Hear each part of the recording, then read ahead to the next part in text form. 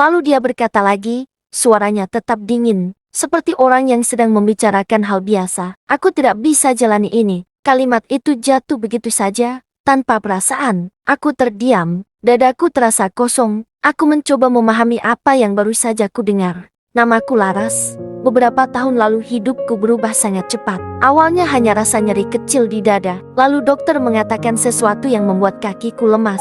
Kanker, bukan satu, tapi di kedua payudaraku. Saat itu aku merasa dunia runtuh pelan-pelan. Aku masih ingin hidup, tapi tubuhku seperti berjalan ke arah sebaliknya. Aku pulang dengan pikiran kosong.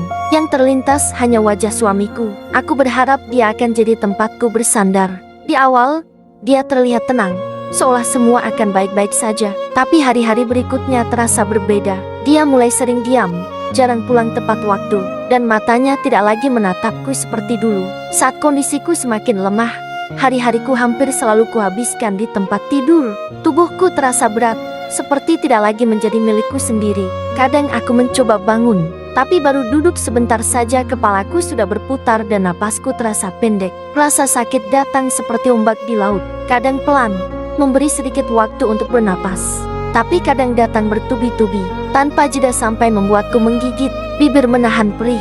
Rumah terasa sangat sunyi. Aku sering memandang pintu kamar, berharap suamiku masuk dan duduk di sampingku, bukan untuk melakukan sesuatu yang besar. Aku hanya ingin ditemani, kadang hanya ingin ada seseorang yang menggenggam tanganku dan berkata semuanya akan baik-baik saja. Tapi yang sering kulihat justru punggungnya yang berlalu.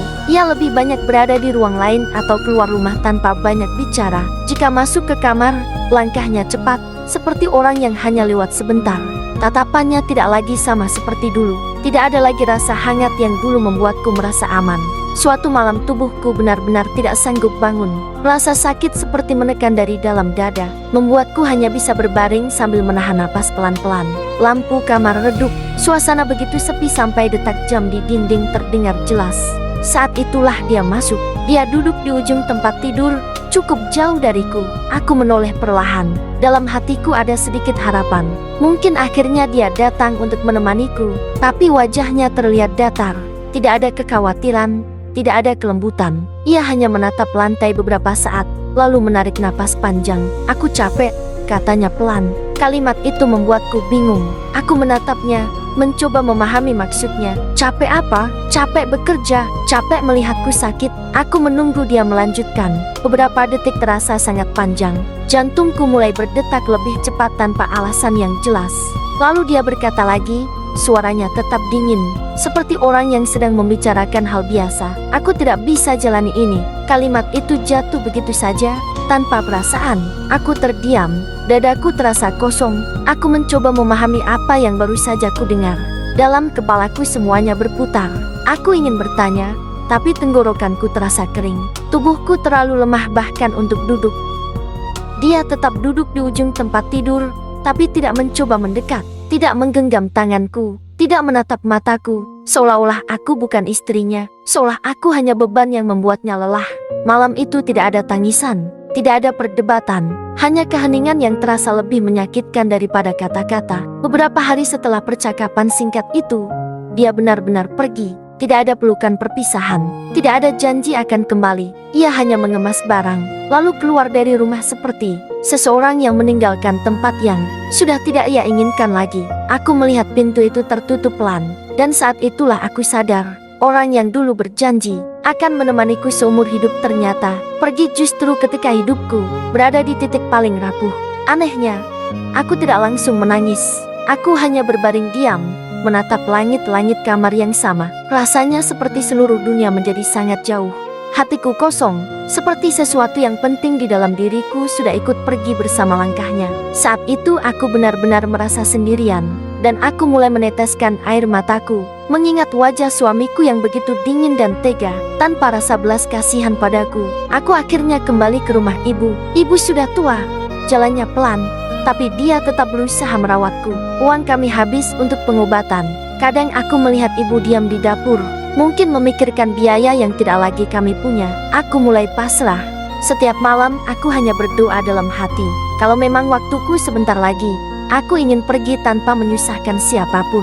Sampai suatu pagi, seseorang datang ke rumah. Seorang pria, rapi dan sopan. Dia bilang diutus oleh seorang dermawan yang ingin membantuku berobat. Awalnya aku tidak percaya, rasanya seperti mimpi. Tapi bantuan itu nyata, biaya rumah sakit ditanggung, pengobatan kembali berjalan. Aku tidak tahu harus merasa apa, takut berharap, tapi juga tidak ingin menyerah. Prosesnya tidak mudah, aku harus menjalani operasi besar. Kedua payudaraku diangkat. Saat pertama kali melihat diriku setelah itu, aku menangis diam-diam. Aku merasa tidak lagi utuh, seperti kehilangan bagian dari diriku sendiri. Hari-hari setelahnya aku belajar menerima. Luka itu perlahan sembuh. Tubuhku mulai kuat kembali. Aku bisa berjalan tanpa bantuan, bisa tersenyum walau masih terasa asing. Beberapa bulan kemudian, dermawan itu datang ke rumah. Saat aku melihat wajahnya, ada sesuatu yang terasa familiar. Aku mencoba mengingat, tapi tidak berhasil. Dia tersenyum. "Aku kakak kelasmu dulu," katanya pelan. Aku terdiam. Wajahnya berubah, tapi ada bagian yang masih sama. Ia bercerita dulu diam-diam menyukaiku, tapi tidak pernah berani mendekat karena merasa belum pantas. Sekarang, saat dia sudah berhasil, dia kembali. "Aku dengar tentang kamu," katanya lagi. Aku ingin bantu. Aku tidak tahu harus berkata apa. Hatiku campur aduk, bersyukur, tapi juga merasa kecil. Beberapa hari kemudian, dia datang lagi. Kali ini dengan tatapan yang lebih dalam. "Kamu mau menikah denganku?" tanyanya. Aku kaget, tanganku dingin. Aku menunduk. "Mas, aku sudah tidak sempurna," kataku pelan.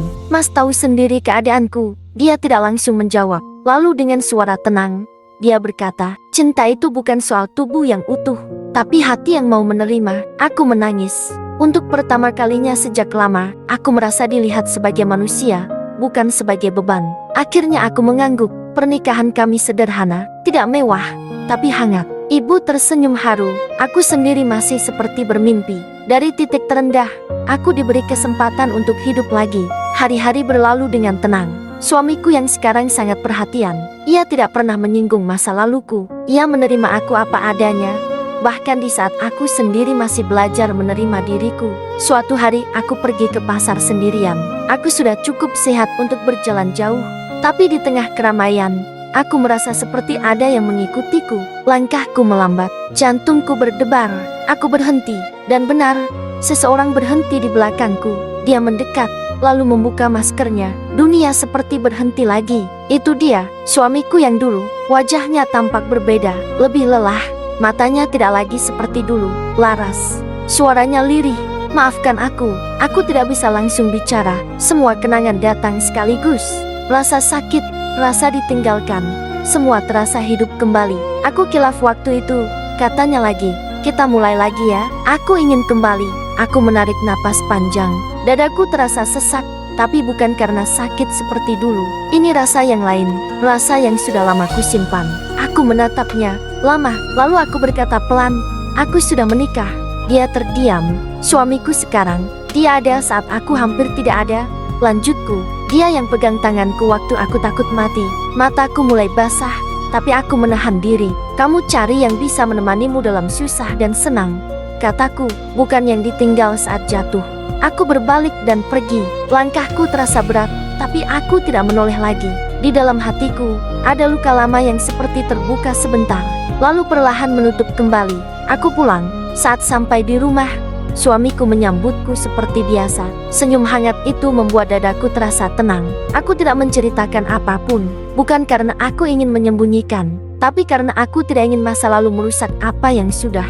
Susah payah aku bangun kembali. Malam itu aku duduk diam di sampingnya. Dalam hati aku sadar, hidup memang tidak selalu adil, tapi kadang, setelah kita benar-benar hancur, Tuhan justru mempertemukan kita dengan seseorang yang tidak hanya datang saat kita bahagia, tapi juga memilih tetap tinggal saat kita hampir tidak punya apa-apa lagi.